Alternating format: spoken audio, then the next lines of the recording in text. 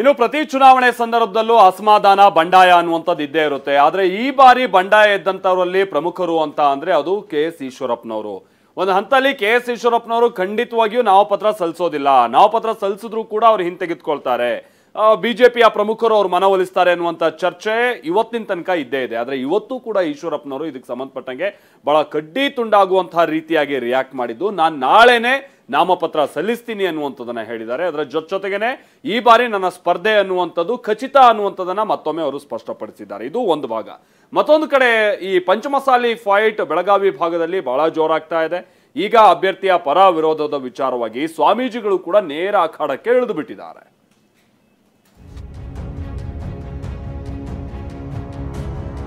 ಏನಪ್ಪ ಬಿಜೆಪಿ ಕಾರ್ಯಕರ್ತರು ಹೊರಟಿದ್ದಾರೆ ರಾವಣನ ಸಂಹಾರಕ್ಕೆ. ಅವರು ನರೇಂದ್ರ ಮೋದಿ ಫೋಟೋ ಬಿಟ್ಬಿಟ್ಟು ಚುನಾವಣೆಗೆ ಇಳಿಲಿ ನೋಡೋಣ. ನಾವು ಭಾರತೀಯ ಜನತಾ ಪಾರ್ಟಿಯ ಕಾರ್ಯಕರ್ತರು ನರೇಂದ್ರ ಮೋದಿ ಫೋಟೋ ಹಾಕ್ತಾರೆ, ಯಾರು ಹಾಕೋಬೇಕಾಗತ್ತೆ? ನಾಳೆ ಬೆಳಿಗ್ಗೆ 10 ಗಂಟೆಗೆ ನಾಮಪತ್ರ ಸಲ್ಲಿಕೆ. ತಾಯಿಯಾಗಲು ಪ್ರಯತ್ನಿಸಿ ವಿಫಲರಾಗ್ತಿದ್ದೀರಾ? ನೋವ IVFನ ನುರಿತ ಫಲವತ್ತತೆ ತಜ್ಞರನ್ನ ಭೇಟಿಯಾಗಿ ಉಚಿತ ಸಮಾಲೋಚನೆಯನ್ನ ಪಡೆಯಿರಿ. ಅದು ಕಾಂಗ್ರೆಸ್ಸಿನ ಏಜೆಂಟ್ರ ನೀವು? ಏನಪ್ಪ ಬಿಜೆಪಿ ಕಾರ್ಯಕರ್ತರು ರಾಮನ ಸೈನ್ಯದ ರೂಪದಲ್ಲಿ ಹನುಮಂತನ ನೇತೃತ್ವದಲ್ಲಿ ಹೊರಟಿದ್ದಾರೆ. ಎಲ್ಲಿಗೆ? ರಾವಣನ ಸಂಹಾರಕ್ಕೆ.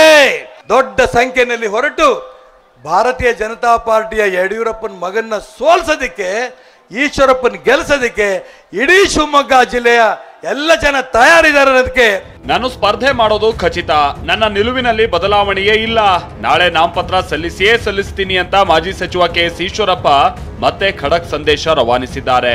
ಪುತ್ರ ಕಾಂತೇಶ್ಗೆ ಟಿಕೆಟ್ ತಪ್ಪಿದ್ದಕ್ಕೆ ಬಂಡಾಯ ಎದ್ದಿರುವಂತ ಈಶ್ವರಪ್ಪ ಯಡಿಯೂರಪ್ಪ ವಿರುದ್ಧ ಸಮರವನ್ನೇ ಸಾರಿದ್ದಾರೆ. ನನ್ನ ನಿಲುವಿನಲ್ಲಿ ಯಾವುದೇ ಬದಲಾವಣೆ ಇಲ್ಲ, ನಾಳೆ ನಾಮಪತ್ರ ಸಲ್ಲಿಕೆ ವೇಳೆ ನನಗೆ ಡಬಲ್ ಬೆಂಬಲ ಸಿಗುತ್ತೆ ಅಂತ ಹೇಳಿದ್ದಾರೆ. ನಾಳೆ ಬೆಳಿಗ್ಗೆ 10 ಗಂಟೆಗೆ ರಾಮಣ್ಣ ಶೆಟ್ಟಿ ಪಾರ್ಕ್ನಿಂದ ನಮ್ಮ ನಾಮಪತ್ರ ಸಲ್ಲಿಕೆ ಬೆಳಿಗ್ಗೆ ಗಣಪತಿ ಪೂಜೆ ಮಾಡಿ ಅಲ್ಲಿಂದ ಗಾಂಧಿ ಬಜಾರು ನೆಹರು ರಸ್ತೆ ಮುಖಾಂತರ ಹೋಗ್ತೀವಿ. ಗೋಪಿ ಸರ್ಕಲ್ಲಿ ಇದು ಅಂತ್ಯ ಆಗುತ್ತೆ. ಇಷ್ಟು ಇದಕ್ಕೆಲ್ಲರೂ ಬರಬೇಕು ಅಂತ ಪ್ರಾರ್ಥನೆ ಮಾಡ್ತಾರೆ. ಕಾಂಗ್ರೆಸ್ಸಲ್ಲಿರುವಂಥ ಕಾರ್ಯಕರ್ತರು ಅನೇಕರು ನೇರವಾಗಿ ಬಂದು ಬೆಂಬಲ ಕೊಡ್ತೀನಿ ಅಂತ ಹೇಳ್ತಾ ಇದ್ದಾರೆ, ಬರ್ತಾ ಇದ್ದಾರೆ.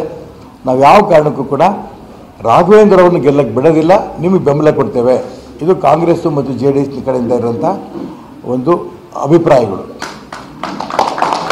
ಮೋದಿ ಫೋಟೋ ಬಳಕೆ ವಿಚಾರವಾಗಿಯೂ ಈಶ್ವರಪ್ಪ ಕಿಡಿಕಾರಿದ್ರು. ಮೋದಿ ಫೋಟೋ ಹಾಕದಂತೆ ನನಗೆ ಹೇಳೋದಕ್ಕೆ ಅವ್ರು ಯಾರು? ಮೋದಿ ಫೋಟೋ ಇಲ್ಲದೆ ಅಪ್ಪ ಮಕ್ಕಳು ಪ್ರಚಾರ ಮಾಡ್ಲಿ ಅಂತ BSY ವಿಜಯೇಂದ್ರ ವಿರುದ್ಧ ಕಿಡಿಕಾರಿದ್ರು. ಇದಕ್ಕೆ ಪ್ರತಿಕ್ರಿಯಿಸಿರುವ ವಿಜಯೇಂದ್ರ ಉದ್ದಟತನದ ಹೇಳಿಕೆ ಸರಿಯಲ್ಲ ಅಂತ ಹೇಳಿದ್ದಾರೆ. ಒಂದು ಕೆಲಸ ಮಾಡಲಿ, ನನಗೆ ಮೋದಿ ಫೋಟೋ ಬಳಸಬೇಡಿ ಅಂತ ಬಹಳ ಜನ ಹೇಳ್ತಾರೆ. ಯಡಿಯೂರಪ್ಪ ಮಧ್ಯೆ ಇದ್ದು ಫೋಟೋ, ಎಡಗಡೆ ವಿಜಯೇಂದ್ರ, ಬಲಗಡೆ ರಾಘವೇಂದ್ರ, ಅವರಷ್ಟೇ ಫೋಟೋ ಇಟ್ಕೊಂಡು ಚುನಾವಣೆಗೆ ಹೋಗ್ಲಿ ನೋಡೋಣ. ಅವರು ನರೇಂದ್ರ ಮೋದಿ ಫೋಟೋ ಬಿಟ್ಬಿಟ್ಟು ಚುನಾವಣೆಗೆ ಇಳಿಲಿ ನೋಡೋಣ. ನರೇಂದ್ರ ಮೋದಿಜಿ ನಮ್ಮ ಭಾರತೀಯ ಜನತಾ ಪಾರ್ಟಿ ಅಷ್ಟರಲ್ಲಿ ಇಡೀ ಭಾರತದ ಒಂದು ಇದು ಹೆಮ್ಮೆ ಇದು. ನಾವು ಭಾರತೀಯ ಜನತಾ ಪಾರ್ಟಿಯ ಕಾರ್ಯಕರ್ತರು ನರೇಂದ್ರ ಮೋದಿಜಿ ಫೋಟೋ ಹಾಕ್ತಾರೆ, ಯಾರು ಹಾಕೋಬೇಕಾಗತ್ತೆ? ಕಾಂಗ್ರೆಸ್ JDSನವರೇ ನನಗೆ ಶಕ್ತಿ ಎಂದ ಈಶ್ವರಪ್ಪ. ಹಿಂದುತ್ವವಾದಿಯಾಗಿರುವ ಈಶ್ವರಪ್ಪ ನನಗೆ ಕಾಂಗ್ರೆಸ್ JDSನವರೇ ಶಕ್ತಿ ಎಂದಿದ್ದಾರೆ. ಅನೇಕರು ನನಗೆ ಬೆಂಬಲ ಕೊಡ್ತಿದ್ದಾರೆ, ಗೆಲ್ಲಿಸ್ತೀವಿ ಎಂದಿದ್ದಾರೆ ಅಂತ ಹೇಳಿದ್ದಾರೆ. ಕಾಂಗ್ರೆಸ್ಸಲ್ಲಿರುವಂಥ ಕಾರ್ಯಕರ್ತರು ಅನೇಕರು ನೇರವಾಗಿ ಬಂದು ಬೆಂಬಲ ಕೊಡ್ತೀನಿ ಅಂತ ಹೇಳ್ತಾ ಇದ್ದಾರೆ, ಬರ್ತಾ ಇದ್ದಾರೆ. ಇನ್ನು ಕೆಲವರು ಪ್ರಮುಖರುಗಳು, ಸಾರ್ ನಿಮ್ಗೆಲ್ಲ ಬೆಂಬಲವನ್ನು ಕೊಡ್ತೇವೆ, ಗೆಲ್ಲಿಸೋ ದಿಕ್ಕಿನಲ್ಲಿ ನಮ್ಮ ಪೂರ್ಣ ಪ್ರಯತ್ನ ನಿಮ್ಗೆ ನಡೆಸ್ತೇವೆ. ಇಷ್ಟೇ ಅಲ್ಲ, ಯಡಿಯೂರಪ್ಪ ವಿರುದ್ಧವೂ KS ಈಶ್ವರಪ್ಪ ಆಕ್ರೋಶ ವ್ಯಕ್ತಪಡಿಸಿದ್ರು. ಪಕ್ಷ ನಿಷ್ಠೆ ಇರೋರಿಗೆ ಟಿಕೆಟ್ ಕೊಡದೆ ಮೋಸ ಮಾಡಿದ್ದಾರೆ ಅಂದ್ರು. ಈ ಬಗ್ಗೆ ಪ್ರತಿಕ್ರಿಯೆ ನೀಡಿದ ಯಡಿಯೂರಪ್ಪ ಅವ್ರ ಬಗ್ಗೆ ತಲೆ ಕೆಡಿಸ್ಕೊಳ್ಳೋದಿಲ್ಲ ಅಂತ ಕೌಂಟರ್ ಕೊಟ್ರು. ತಮ್ಮಿಗೆ ಬೇಕಾದ್ರೆ ಮಾತ್ರ ಟಿಕೆಟ್ ಕೊಟ್ಟಿದ್ದಾರೆ, ಪಕ್ಷ ನಿಷ್ಠರಿಗೆ ಟಿಕೆಟ್ ಕೊಟ್ಟಿಲ್ಲ ಅನ್ನೋಂಥ ಆಪಾದನೆ ಯಡಿಯೂರಪ್ಪನ ಮೇಲೆ ಮತ್ತು ಯಡಿಯೂರಪ್ಪನ ಮಗ ವಿಜೇಂದ್ರ ರಾಜ್ಯ BJP ಅಧ್ಯಕ್ಷ ಅವ್ರ ಮೇಲೆ ಕೂಡ ಆಪಾದನೆ ಇದೆ. ನಾನು ಅದಕ್ಕೆ ಯಾವುದೇ ಉತ್ತರವನ್ನು ಕೊಡೋಕೆ ಇಷ್ಟಪಡೋದಿಲ್ಲ. ಅದು ಸ್ವಂತ ಅವರ ಅಪೇಕ್ಷೆ ಏನಿದೆಯೋ ಅದು ಮಾಡಲಿ. ನಾವು ಯಾವುದರ ಬಗ್ಗೆನೂ ತಲೆ ಕೆಡಿಸ್ಕೊಳ್ಳೋಕೆ ಹೋಗೋದಿಲ್ಲ. ಆ ಬಗ್ಗೆ ಹೆಚ್ಚು ಮಾತನಾಡೋಕ್ಕೂ ನಾನು ಇಷ್ಟಪಡೋದು.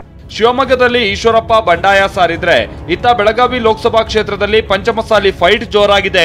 ನಾನು ಪಂಚಮಸಾಲಿ, ನನ್ನ ಮೈಯಲ್ಲಿ ಹರಿತಾ ಇರೋದು ಚೆನ್ನಮ್ಮ ರಕ್ತ ಅಂತ ಸಚಿವೆ ಲಕ್ಷ್ಮೀ ಹೆಬ್ಬಾಳ್ಕರ್ ಹೇಳಿದ್ದರು. ಇದಕ್ಕೆ ತಿರುಗೇಟು ಕೊಟ್ಟಿರುವ ಬಿಜೆಪಿ ನಾಯಕ ಮುರುಗೇಶ್ ನಿರಾಣಿ, ಲಕ್ಷ್ಮೀ ಹೆಬ್ಬಾಳ್ಕರ್ ಪಂಚಮಸಾಲಿ ಅಲ್ಲ, ಬಣಜಿಗ ಸಮುದಾಯ ಅಂತ ಹೇಳಿದ್ರು. ಈ ಪಂಚಮಸಾಲಿ ಫೈಟ್ಗೆ ಕೂಡಲ ಸಂಗಮ ಮಠದ ಜಯಮೃತ್ಯುಂಜಯ ಶ್ರೀಗಳು ಎಂಟ್ರಿ ಕೊಟ್ಟಿದ್ದು ಲಕ್ಷ್ಮೀ ಹೆಬ್ಬಾಳ್ಕರ್ ಪರ ಬ್ಯಾಟ್ ಬೀಸಿದ್ದಾರೆ. ನೋಡ್ರಿ, ಲಕ್ಷ್ಮೀ ಹೆಬ್ಬಾಳ್ಕರ್ ಅವರು ಮೀಸಲಾತಿ ಚಳವಳಿಯಲ್ಲಿ ತಮ್ಮನ್ನು ತಾವು ತೋರಿಸ್ಕೊಂಡಿದ್ರು. ಅವರ ಸಮುದಾಯದ ಹೋರಾಟದಲ್ಲಿ ಭಾಗವಹಿಸಿದ ಕಾರಣಕ್ಕೆ ಅವ್ರನ್ನ ಇಡೀ ಸಮಾಜ ನಮ್ಮವರಂತೇಳಿ ನಾವು ಒಪ್ಕೊಂಡ್ಬಿಟ್ಟಿದ್ವಿ. ಆ ಕಾರಣಕ್ಕೋಸ್ಕರ ಯಾರೋ ಒಬ್ಬರು ಏನೇನೋ ಮಾತಾಡ್ತಿರೋ ಅದಕ್ಕೆ ನಾವು ಪ್ರತಿಕ್ರಿಯೆ ಕೊಡೋಕ್ಕೆ ಹೋಗೋದಿಲ್ಲ. ಇಬ್ಬರು ವೀರಶೈವ ಲಿಂಗಾಯತ ಬಣಜಿಗ ಸಮಾಜದವ್ರು ಸೇರಿರೋದ್ರಿಂದ ನೀವ್ಯಾಕೆ ಅನೌನ್ಸ್ ಮಾಡೋಕೆ ಹೋಗ್ತಿರಲ್ಲಿ? ಅಂದ್ರೆ ಕಾಂಗ್ರೆಸ್ಸಿನ ಏಜೆಂಟ್ರ ನೀವು? ಕಾಂಗ್ರೆಸ್ ಕಡೆ ಯಾಕೆ ಮಾತಾಡೋಕೆ ಹೋಗ್ತೀರಿ? ಅದ್ರ ಸಲುವಾಗಿ ಅವರಿಬ್ಬರು ಒಂದೇ ಸಮಾಜದಿಂದ ಇದ್ದಾರೆ, ಮತದಾರ ಇದ್ದಾರೆ. ಯಾರು ಕೆಲಸ ಮಾಡ್ತಾರೆ ಯಾರೆಲ್ಲ ಅನ್ನೋದು ಯಾರು ಬೇಕಾದ್ರೂ ಆರಿಸಿ ಬರಲಿ, ಮತದಾರ ತೀರ್ಮಾನ ಮಾಡ್ತಾರೆ, ನೀವು ತೀರ್ಮಾನ ಮಾಡೋದಲ್ಲ. ಬಸವಜಯ ಮೃತ್ಯುಂಜಯ ಸ್ವಾಮೀಜಿ ಮೃಣಾಲ್ ಹೆಬ್ಬಾಳ್ಕರ್ ಯಾರು ಅನ್ನೋದನ್ನ ಬಾಯಿ ಬಿಡಬೇಕು ಅಂತ ಮಾಜಿ ಸಚಿವ ಮುರುಗೇಶ್ ನಿರಾಣಿ ಕಿಡಿಕಾರಿದ್ರು. ಮತ್ತೊಂದ್ಸಲ ನಮ್ಮ ಮೈಯಲ್ಲಿ ರಕ್ತದಲ್ಲಿ ಹರಿತಿರುವಂಥದ್ದು ಪಂಚಮಸಾಲಿ ಅಂತ ಹೇಳ್ತಾ ಇದ್ದೀರಿ. ನಿಮ್ಮ ಮಗ ಯಾರು ಅನ್ನೋಂಥದ್ದು ನೀವು ಓಪನ್ ಆಗಿ ನೀವು ಪ್ರೆಸ್ ಮೀಟ್ ಮಾಡಿ ಹೇಳಿ. ಸ್ವಾಮೀಜಿ ಅವ್ರಿಗೆ ಹೇಳ್ತೇನೆ, ಇವತ್ತು ನೀವು ಮೃಣಾಲ್ ರವೀಂದ್ರ ಹೆಬ್ಬಾಳ್ಕರು ಯಾರು ಅನ್ನುವಂಥದ್ದು ನೀವು ಬಾಯಿ ಬಿಡಬೇಕು. ಒಟ್ಟಾರೆಯಾಗಿ ಶಿವಮೊಗ್ಗದಲ್ಲಿ ಬಂಡಾಯ ಎದ್ದಿರುವ ಈಶ್ವರಪ್ಪ ನಾಳೆ ನಾಮಪತ್ರ ಸಲ್ಲಿಸಲಿದ್ದಾರೆ. ಇತ್ತ ಬೆಳಗಾವಿಯಲ್ಲಿ ಪಂಚಮಸಾಲಿ ಪಾಲಿಟಿಕ್ಸ್ ತಾರಕಕ್ಕೇರಿದೆ. Bureau report, TV9.